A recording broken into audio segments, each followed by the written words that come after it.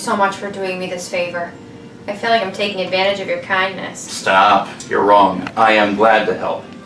And after everything you have told me about Mr. Delzano, it's clear we need to find him and get him off the streets. He's caused so much pain in this community. We have to find Mayor Nibs. Her sister needs to know what happened to her. Gloria's desperate to find her. I have to help. We have to find Rocco. There are only so many shadows to hide behind. He'll run out of his. I'm sorry I'm late. That's all right. Duke, this is Gloria Nibs. It's very nice to meet you, Miss Nibs. Please call me Gloria. Of course. Please have a seat, Gloria. Thank you. I have some news for you both. My private investigator has discovered some interesting information about Mr. Delzano. Oh, finally. It appears Mr. Delzano had written his great-aunt in Pickleville, Alabama, 5 days before you discovered he was no longer living in his apartment here in Picturesque Village. All he said in this letter was that he was coming for an extended visit and to be expecting him by the end of the following week. He never arrived. Then he went somewhere else. I'm not sure about that. My private investigator has interviewed over 36 bus and train employees within a 30-mile radius, and not one of them recognized his photo. Hours of video surveillance have been looked over, and he doesn't appear on the footage at any of those bus terminals or train stations. He didn't buy a plane ticket. I have also learned he didn't own a car. What are you saying, Duke? I'm saying it's quite possible he's still here in Picturesque Village. What? We don't know this for sure. In fact, we have no proof at the moment where he really is. Right now, it is just a possibility he's still here in the village. Let me guess. He's running around the streets disguised as President Juan Perón. Okay, so there's a good possibility he's lurking around a weeping willow tree. What about my sister? As of right now, nothing. I have no news. But I am going to meet with Penny at the asylum this afternoon and see if I can get the truth out of her. Are you sure about that?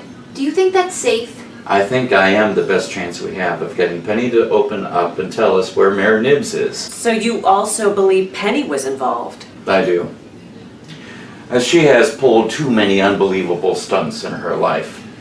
And to think she couldn't arrange for a kidnapping would be naive. I'll do what I can to get the truth out of her. It won't be easy. She's not stupid. I know going to see Penny isn't going to be easy.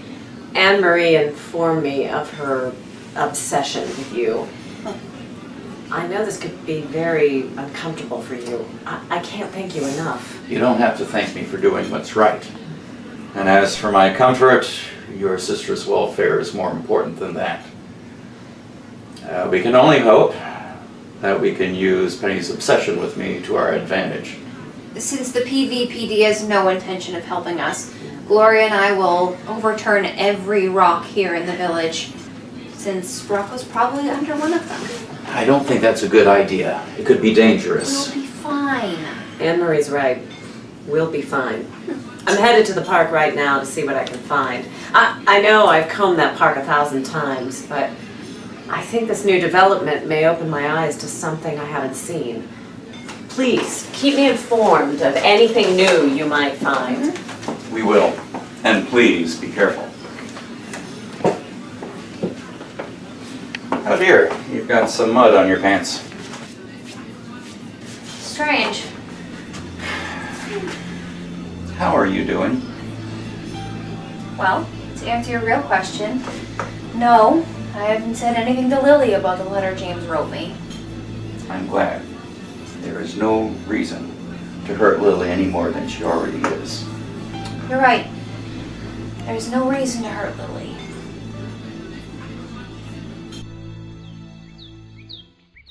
Thank you for meeting me. Oh, of course. It sounded important over the phone. You said you had some news for me? Is everything okay? Yes, everything's just fine. In fact, it's more than fine. Well, tell me. You've been rolling around in the mud? You have mud in your hair. No, I slipped. I was in Levise's garden. I was picking some flowers. I'm fine. Forget about me. Tell me your news. Well, A few weeks ago, I did something in secret. I didn't tell anybody because I was afraid people would laugh at me. I guess I just thought people would think I was living in a dream world, or maybe I didn't have the talent to pull something like this off. Oh, pull what off? I wrote a book, Basil. A book? A book about what? I wrote a book about martinis. A few weeks ago, I sent it to a publishing company in New York, and they loved it. It's going to be published in bookstores around the country in a few weeks. Wow, that's so exciting. Well, why would you think that you couldn't write a book about something you had a passion about? Everyone in Picturesque Village loves your martinis. And now the whole world is going to. I can't believe it. I'm so happy for you. Thank you. Basil, there's so much going on, and everything's happening so fast, and I want you to come with me. Go with you where? The book tour, of course. They're sending me around the country for 9 months to promote it. There's going to be a tour bus and everything. Please say you'll come with me.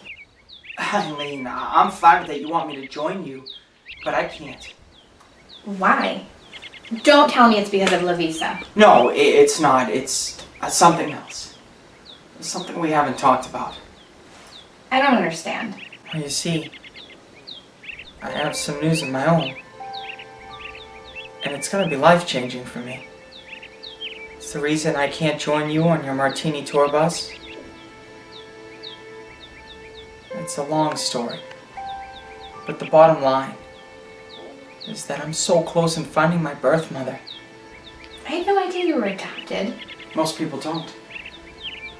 I don't speak of it often. I got some reliable information, and it shows evidence that she's living here. In the village.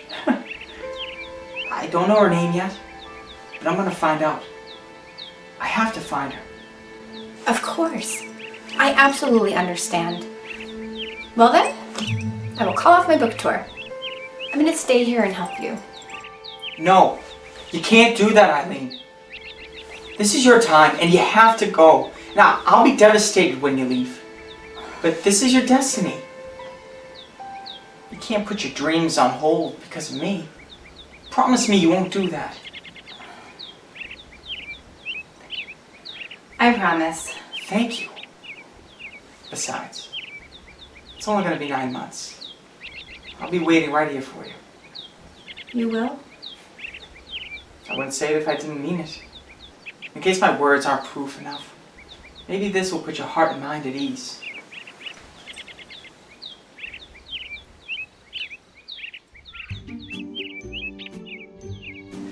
I don't understand why you brought us back here to this house. One wouldn't know it, but from personal experience, I can tell you this place is like Grand Central Station to everyone in this village. Why did we leave our shoes out by the bushes? If you hadn't noticed, they're covered in mud. I won't allow mud on my oriental rugs. I think it's very insensitive of you to have brought me back here. You know what painful memories this house gives to me. Do you ever stop talking? Just because we waited for Basil to leave doesn't mean we know when he's coming back. We've got to get out of here. We're going to get caught. No, we are staying right here. This doesn't make any sense. It will very soon. Well, make it sooner rather than later. We need to get to the park to dig up my suitcase filled with my other disguises. This time, I'm going to channel that other classic, Wallace Simpson. I know I can pull it off, especially with my bone structure. Listen, Duchess, you won't need a disguise this time around. Neither one of us will. Well then, how are we going to navigate the village without being noticed? We won't have to navigate the village or anywhere else for that matter.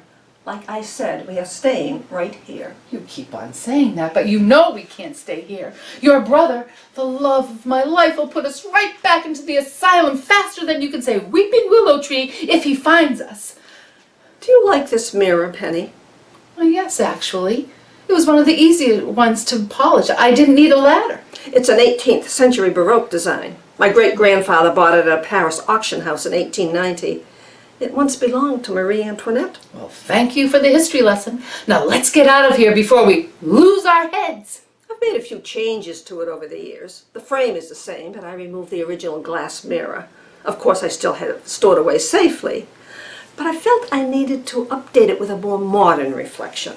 You've seen one mirror, you've seen them all. They all give the same reflection. Not this one. Okay, I'll bite if it'll get us out of here any faster. What's so special about this mirror? It's a two-way mirror, my dear. What good is a two-way mirror against a wall? When behind that wall is a secret room. Actually, it's one of many you'll find in this house, but this is the one we're calling home for now. You mean to tell me we're going to be camping out behind this wall? Home sweet home. Well, well, well, Lovisa. I'm impressed. Really, I am. Basil and Duke know nothing about these secret rooms. The only other people who knew about them were my late husband Winston and my late son Andrew, and now you. No one will ever find us because no one will ever think of looking there. These secret rooms are soundproof, and with this mirror, we'll have eyes. How do we get in? In the library, you'll find the book A Mother's Love on the third shelf of the center bookcase. Just pull the book down, and the bookcase will open to the entrance of a hallway. You walk down the hallway, and you'll find the door to this particular room on the right-hand side. Let's go. Wait 1 minute. You better not forget the terms of our agreement. I held up my end of the bargain. You're free and out of the asylum. In return, your lawyers work their magic and make sure I never go back to that asylum again. Oh, and don't forget about Duke. I haven't forgotten. You know what will happen to this lovely house. Don't threaten me. Don't double-cross me. Let's go. We're wasting time. Basil will be home soon.